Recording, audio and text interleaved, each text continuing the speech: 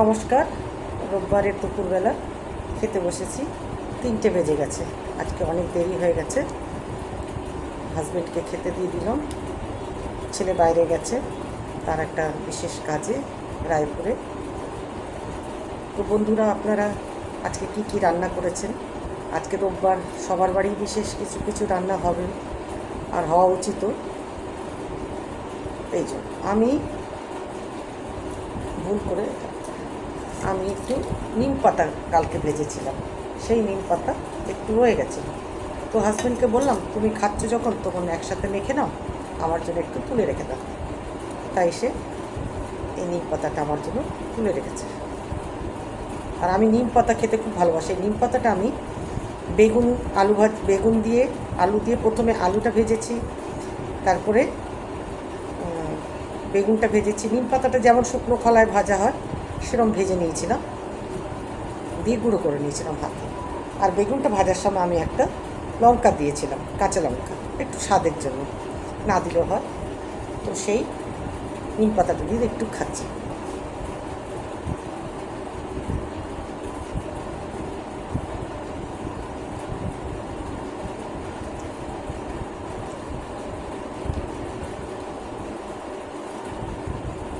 তাতে একটু পেঁয়াজ,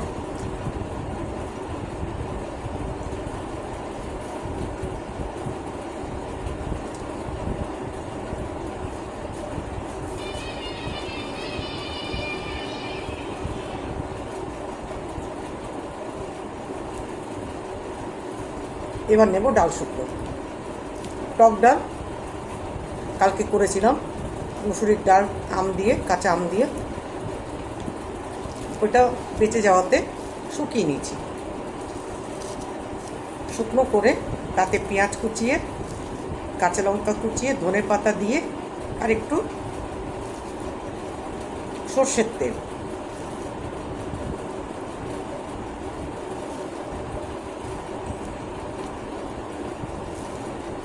সর্ষের তেল দিয়ে খেতে খুব ভালো লাগে গরমের দিনে। টক ডাল শুকিয়ে নিলে, বা টক ডাল যদি নাও থাকে, এমনিও কোনো যদি ডাল থাকে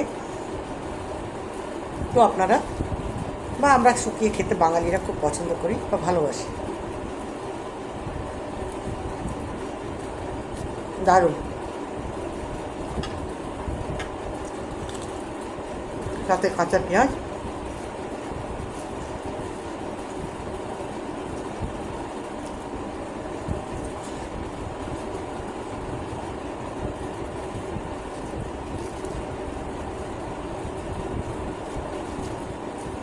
কার কার বাড়ি কী কী রান্না হয়েছে নিশ্চয়ই জানাবেন, কমেন্ট করবেন, শেয়ার করবেন।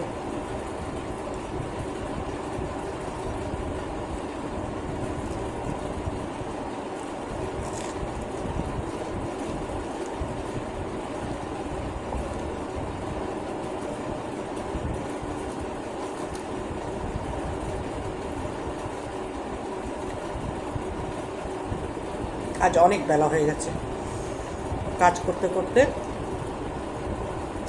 রান্না করতে করতে। তারপরে ইলেকশনের সময় তো একজন এসেছিল ওই কাজেই।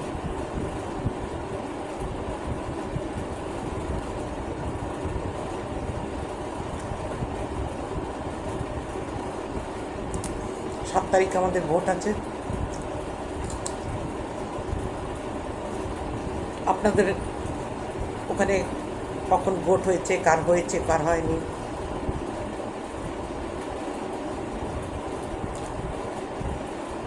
জানাবেন। আমাদের এখানে ভোট যেমনই হোক, চাহে আপনার লোকসভা হোক বা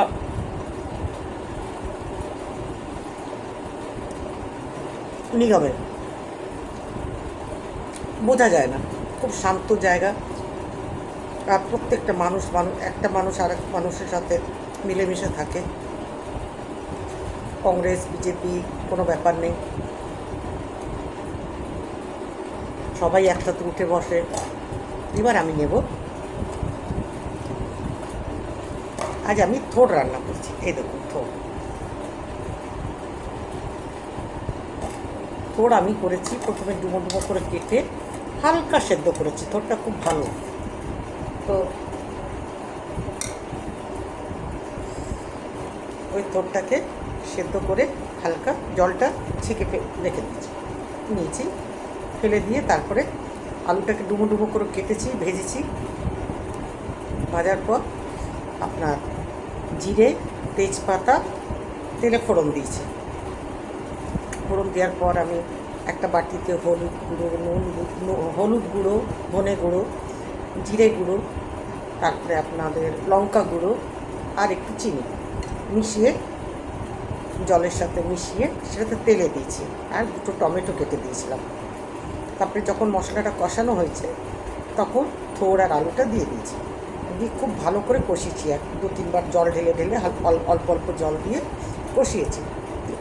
কষাবার পর যেহেতু থোড়টা সেদ্ধ ছিল আর আলুটা ভেজে নিয়েছিলাম ভালো করে, তো আলুটা সেদ্ধ হয়েই গেছিলো। তো ওটাকে ওর মধ্যেই মশলার সাথে কষিয়ে হালকা একটু ওই মশলাটা যেহেতু তৈরি করার সময় যে বাটিতে একটু ছিল মশলা, তাতে একটু জল দিয়ে ওটা দিয়ে ঢাকা দিয়ে দিয়েছিলাম। যখন ওটা হয়ে গেল, তারপরে গরম মশলা, লবঙ্গ, এলাচ, দারচিনি দিয়ে আর ঘি দিয়ে এটা নামিয়ে নিয়েছি।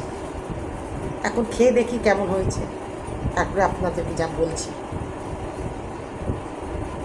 দারুণ, সুপার।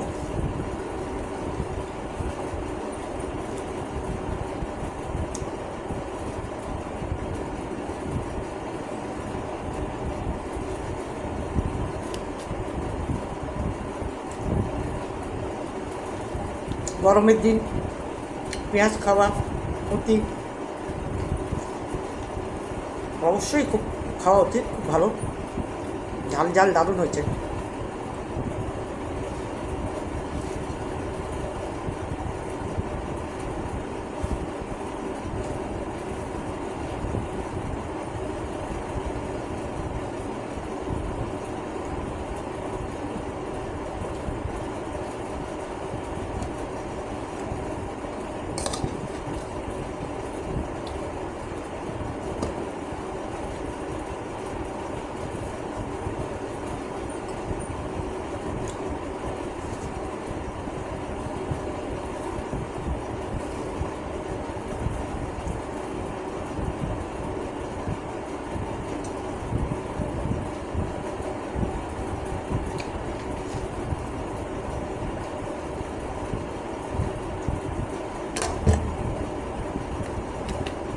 বাংলায় তো সবসময় এসব জিনিস পাওয়া যায়, থোড়, মোচা, তারপরে চাটনি বানাবার জন্য চালতা, আমড়া, কামরাঙা, জলপাই।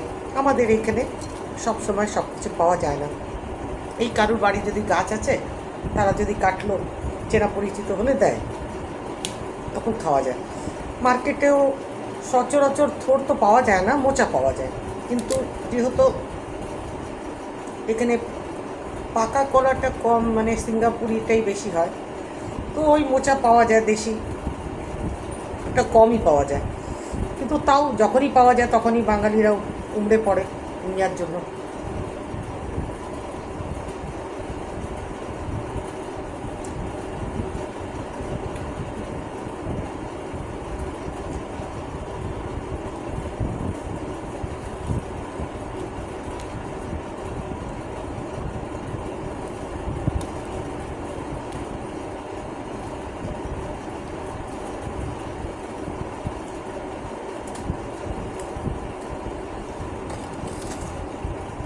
এবার আমি নেব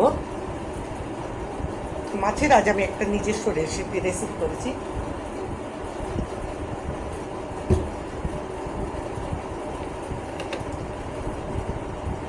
এটার নাম আমি দিয়েছি ফিশ লাজাবা। এই দেখো,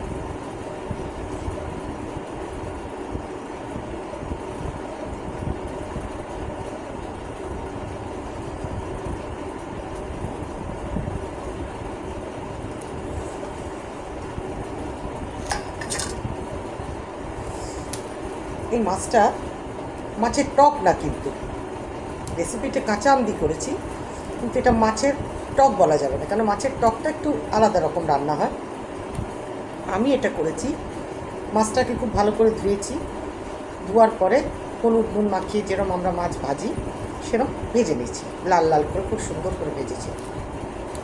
ভাজার পর আমি যেই মশলাটা তৈরি করেছিলাম ওটা আমি একটু বেশি মাত্রায়, আপনারা দেখতেই পাচ্ছেন কীভাবে একদম মশলাটা দেখুন, মাছ, সর্ষে, কাঁচা আম, একটা গোটা আম নিলাম, তার অর্ধেকটা আম আমি কেটে ওর মধ্যে দিলাম, সর্ষে, 3টে কাঁচা লঙ্কা, 2টো শুকনো লঙ্কা, ধনে পাতা আর 10-12 কোয়া রসুন, এটা আমি মিক্সিতে বেটে নিলাম। বাটার পরে আমি মাছটা ভেজে তুলে মাছ ভাজার যে তেলটা ছিল তার মধ্যে আর একটু সর্ষের তেল দিলাম, একটু খাই, হ্যাঁ না, তারপরে আপনাদেরকে বলছি যে মাছটা কেমন। আমি মাছটার নাম দিয়েছি ফিশ লাজবাব।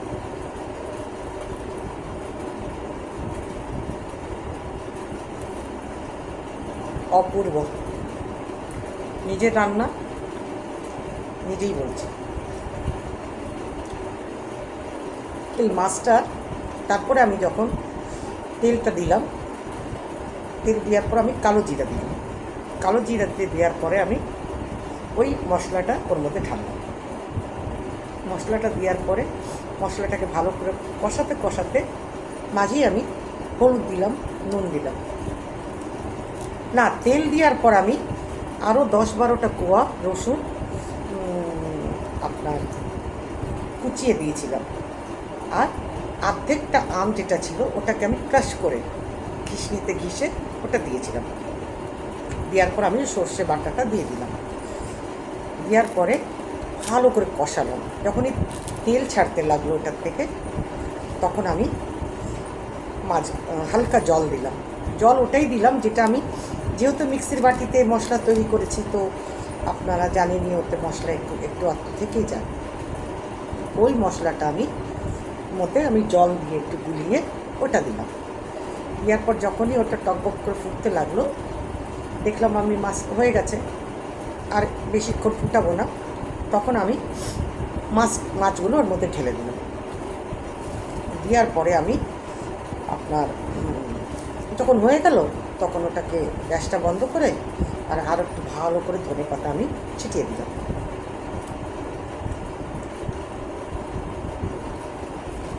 বাস হয়ে গেল। খুব দারুণ হয়েছে খেতে, আপনারাও রান্না করবেন, খাবেন। গরমের দিনে এই ধরনের খাওয়া খুব ভালো। অবশ্য যারা টক খেতে পারে না তারা খাবেন না, তারা অল্প একটু দিয়ে খাবেন, অল্প একটু দিয়েও খাওয়া যায়, অল্প একটু দিয়ে খাবেন। আর যদি একেবারেই বারণ থাকে তাহলে খাবেন না।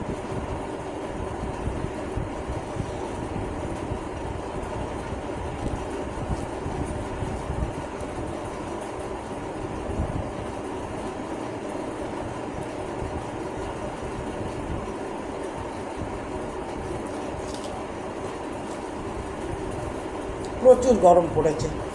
আপনারা কে কোথায় থাকেন, কারা আমাকে দেখছেন, জানাবেন আপনাদের ওখানে কতটা গরম পড়েছে, কতটা না, বা কেমন সব দিন কাটছে সবার। এই তো সামনে নবরাত্রি গেল, তারপরে আপনার হনুমান জয়ন্তী গেল, আমাদের কালীবাড়িতে খুব ভালোভাবে সেলিব্রেট করা হলো। 9টা দিন তো আমাদের খুব ব্যস্তই থাকি আমরা। তারপরে হনুমান জয়ন্তী নতুন মন্দির স্থাপনা হয়েছে, তাতে আপনার 23 তারিখে হনুমান জয়ন্তী ছিল, 22 তারিখে কলস যাত্রা হলো। সব মহিলারা কলস নিয়ে আমরা মন্দিরে গেলাম, জল নিয়ে ঠাকুরকে স্নান করানো হলো, মূর্তি স্থাপনা হলো। পরের দিন সকাল 9টা থেকে রাত ওই 10টা অবধি খাওয়া দাওয়া, সব পুজো হলো। তারপরে আপনাদের প্রসাদ বিতরণ করা হলো, তারপরে খাওয়া হলো। খাওয়াতে ছিল লুচি, ছোলার তরকারি, হালুয়া, হালুয়া বলি আমরা, কিন্তু আসলে ওটা সুজি। হালুয়া সুজি ছিল। তারপরে যে যা পুজো দিয়েছে তারা সবাই প্রসাদ বিতরিত করলো নিজের নিজের মতন করে। আর খুব সুন্দরভাবে দিনটা কাটলো। আপনারা সবাই কীরমভাবে দিন কাটিয়েছেন, করেছেন, কী করেছেন জানাবেন। কি হয়, আপনি আপনার কথাটা শেয়ার করবেন, আমি আমার কথাটা শেয়ার করব, তাতে কি হয়, আদান প্রদানটা থাকে, সবাই সবার সাথে মিলে জানতে পারে, এগুলো কথা হবে, গল্প হবে। আরে আমার সাথে ওনার পরিচয় হয়েছে, উনি এরম এরম বলেছেন, ওনারা এইভাবে সেলিব্রেট করেছেন পুজো, আচ্ছা মন্দিরে কীভাবে থাকেন, কীভাবে করেন, ওতে কী হয়, ভালো লাগে। একটু টাইমটাও সুন্দরভাবে এক্সপ্লেন করা, মানে পার করা হয়। আর কোনো বাজে জিনিসের থেকে, আলোচনার থেকে এটা দূরে থাকা যায়। ঠাকুর দেবতা নিয়ে থাকাটা তো খুবই ভালো জিনিস। পুজো আচ্ছা, ঠাকুর দেবতা, যতটা কারোর সাহায্য করা যায়, আপনার ক্ষমতা ততটুকু আছে, ততটুকুনের মধ্যেই করা উচিত। আর যদি নাই তাহলে কিছু করার নেই না, সবই ওই উপরওয়ালার হাতে। ব্যাস এইভাবেই দিনটা কেটে গেলেই হলো, জীবন এটাকেই বলে।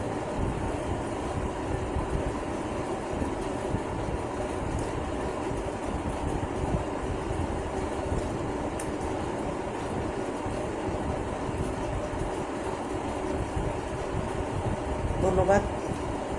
আমি খাওয়াটা শেষ করি, আপনারাও খান, রেস্ট করুন। অনেকেরই খাওয়া হয়ে গেছে, বেশিরভাগ লোকে রেস্ট করছেন, তাই আজ এখানেই বিদায় নিলাম। সবাই ভালো থাকবেন, ভালো রাখবেন, ভালো ভাববেন। ধন্যবাদ।